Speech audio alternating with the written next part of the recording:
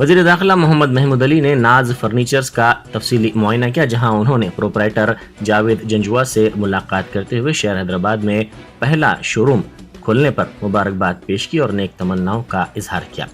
उन्होंने शोरूम में मुख्तलिफ अक़साम के असरी फर्नीचर्स की भी सताइश की। जावेद जंजुआ ने इस मौके पर मीडिया से बात करते हुए कहा कि इस शोरूम में बेहतरीन फर्नीचर्स का कलेक्शन है।